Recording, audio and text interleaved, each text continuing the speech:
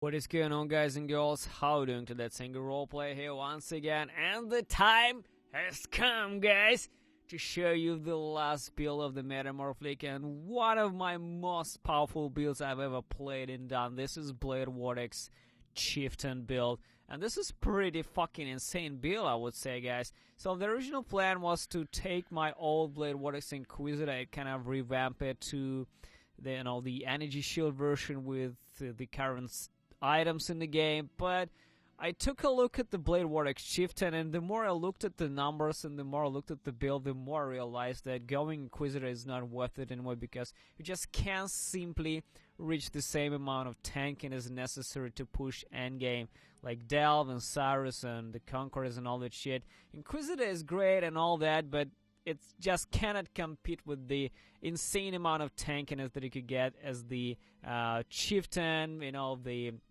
fire conversion, the 20,000 plus energy shield. On the Inquisitor, you may lucky to get like 15,000 now. This is the max you can get, but on Chieftain, you can get over 20,000.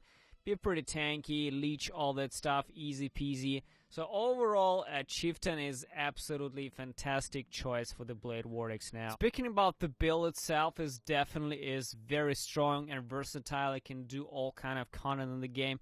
This is very, very flexible build, and personally one of the top 3 tankiest builds I've ever played in this game, along with the Herald Van Agony Money Guardian and the Max Block Gladiator with the Reckoning and Cyclone. This is definitely one of these builds. At the same time, it can easily delve, it can kill bosses, it has really good mapping speed, so practically it's one of those builds that can really do all content in the game if you want to invest some money into it. What I specifically like about this build and why I decided to play it, guys.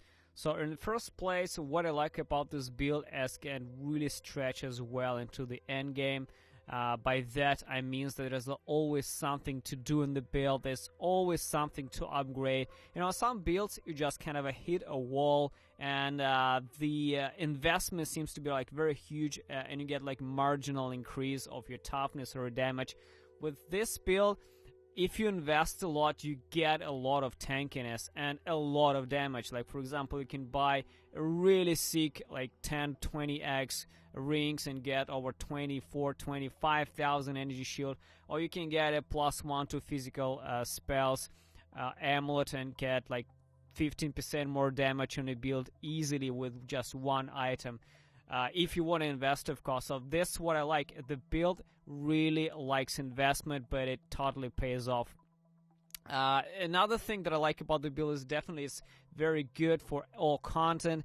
The only kind of downside of the build, I would say, along with the advantages that it gives, is that it's really, really expensive compared to the live version of the build. So you can see I have energy shield version of the build. This is very expensive, like way more expensive than the live version, but it really pays off because you get absolutely astronomical amount of tankiness. You can see it in all bosses. You can IFK meteors in the Cyrus Awakening level 8. This is what I showed you guys in the videos with the showcases that I have on Build Guide. You can practically IFK most bosses fights, and you just can't do it with the live version of the build, and you can't do it with any other variants of the Vortex aside from being Chieftain with the energy shield and a great amount of investment. Before we go further into the video, I would like to stop for a second and thank my Patreon supporters and Twitch subscribers. You guys are making a huge impact on my life and allow me to get going and continue creating content for all of you. Thank you so much. If you want to make it into the list and immortalize yourself on the internet, join Patreon to get sneak peeks and behind the scenes footage of my work. I'm always looking for feedback on my content, guys, in order to improve, so making sure you always leave comment, like or dislike. Your reaction is very important. And remember, you, yes you, are making a difference.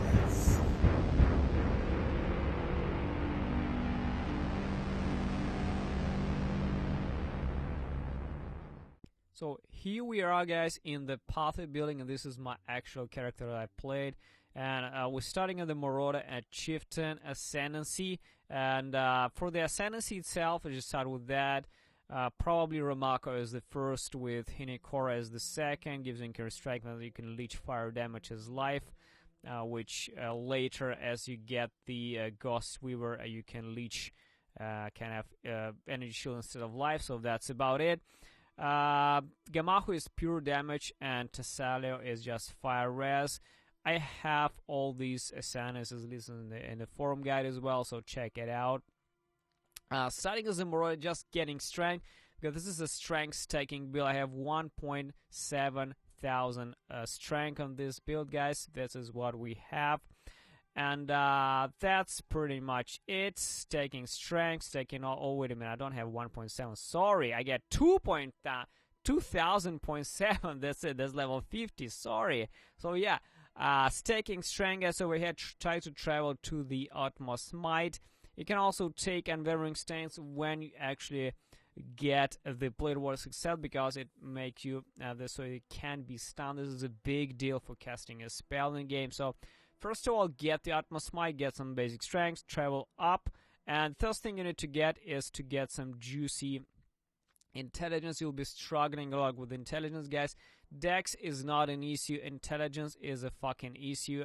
Strength is not an issue, Dex is an issue, intelligence is an issue. So that's about it.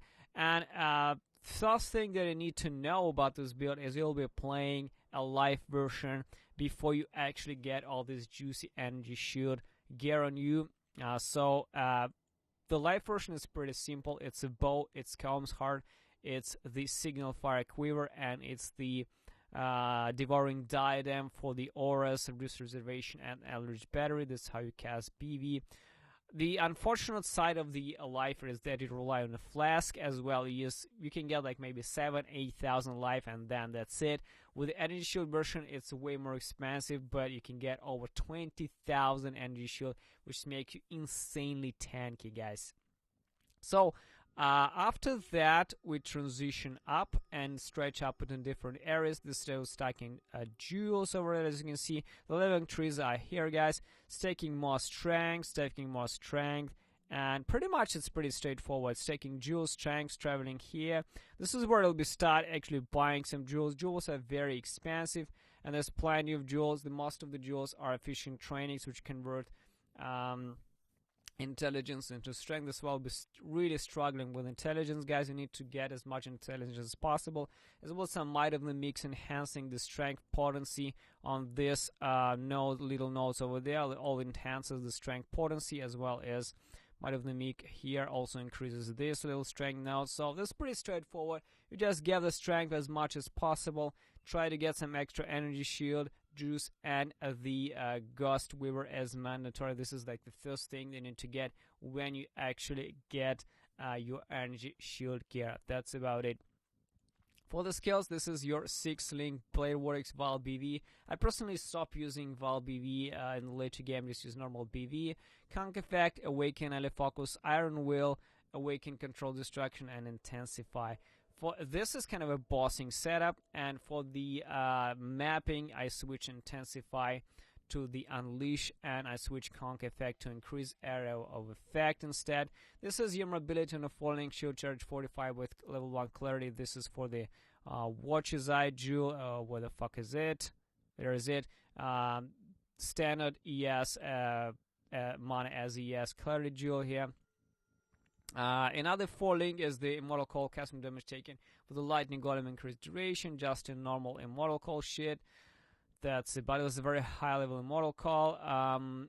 The Thrilling is the Val Rider's Fire, increases your spell damage with increased duration and enduring craft. This is how you generate your charges for the custom damage taking, guys.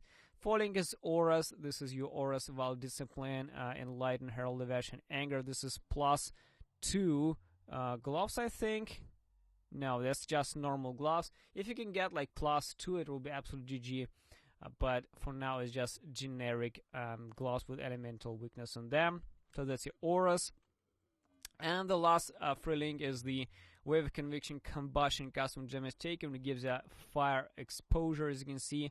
This is exposure fire, and this a lot of damage, guys. This is practically procs like all the time when you fight bosses. That's about it for the skills, I guess.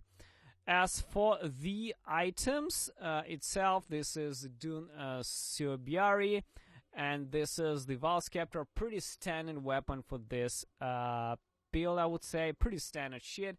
And you know, there are different things that you can get which are better than this, which are kind of Fist to Ele conversion, maces and scepters, all this shit. But overall, Dune is definitely the best GG, best in slot, unique for this.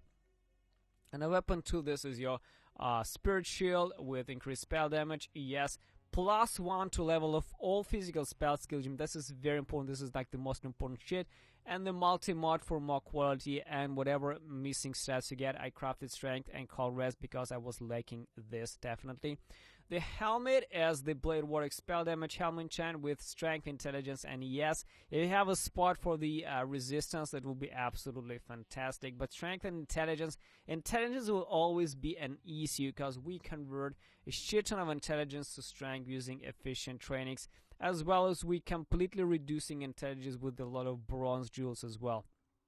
The body armor is the Joffrey Sanctuary. This is mandatory, and this corrupted +2 costs about 10 to 15 Exile. This is pretty expensive. Another helmet option that to talk about is the Black Sun Crest, which is a cheap, reliable source of extra increased strength, guys, increased dexterity as well, which is very nice. All kind of stats you can get on that. The gloves are Shaper Touch with the elemental weakness, pretty standard shit. About 1 Exile price. The boots are just absolutely cool boots with strength stacking, pure strength, increased strength, and multi-mod. If you can get a movement speed, it will be nice. Cannot be frozen, mandatory, guys. Multi-mod cannot be frozen. This is kind of a mandatory shit to have on the boots. The amulet is probably the most expensive part of my build, simply because it has increased attributes, increased strength, as well as to all level of physical skill gem. This is, I paid like, I think 36 Exiles for this. The cheap option will be definitely Astra Mantis, and if you play light version, you'll be leveling up using Soul's Blood.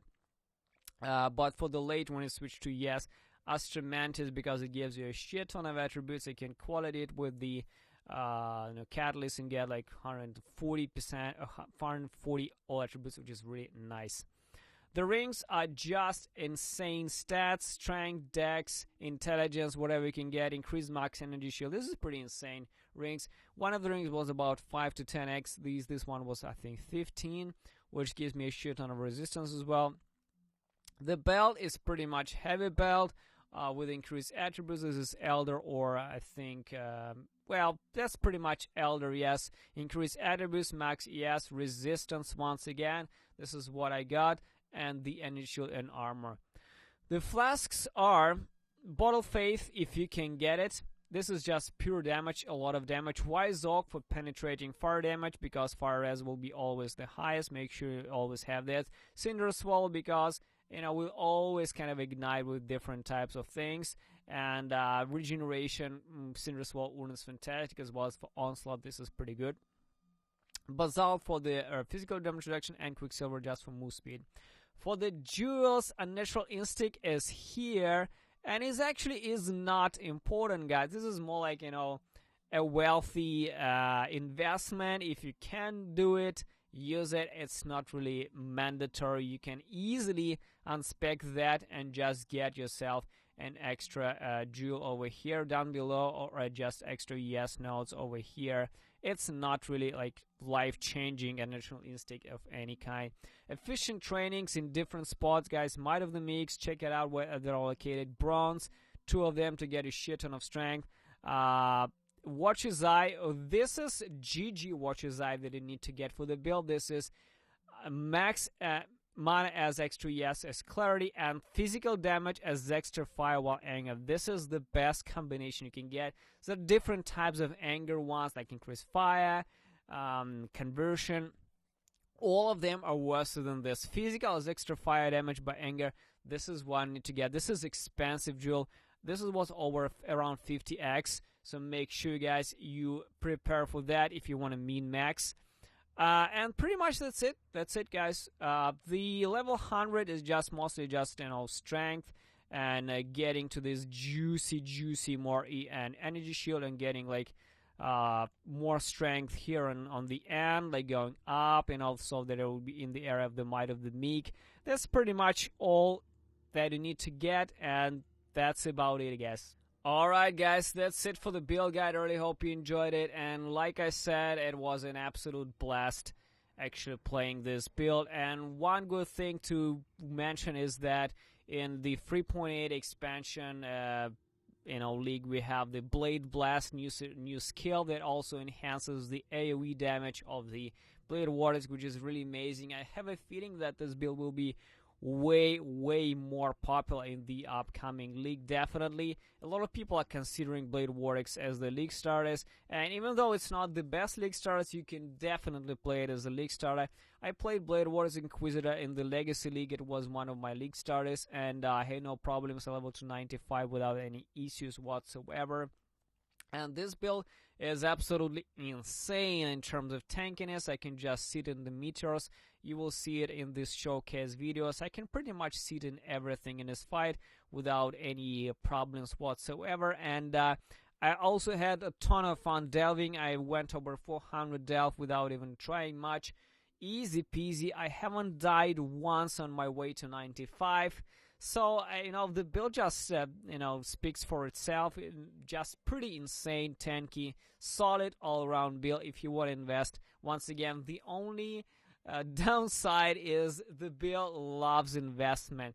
Unfortunately, I haven't reached like 25,000 yes as I wanted, because, I just was kind of bored with the league already, and I stopped pushing over 95. I thought I'm going to get 100 in this build, but I lost the juice, lost the fuel, and people just stopped playing the league, so there was no reason to go on. I was very happy with how the build turned out at this stage where it was. Like level 95, you can literally IFK all the shit in the game, which is absolutely fantastic, guys. So as a whole summary, guys, you can play the live version, and then once you get the currency, you can always leave the character, and just once you get the currency, you can transition into the energy shield variation and experience all the full big dig juice that is coming from this. Once again, have fun, guys, in the new league, which is the Delirium, launches on March 13. I really hope you have fun in the league, guys. I will definitely deliver more build guides for you in the upcoming weeks and months, and stay tuned for more. Thanks for watching, and see you next time.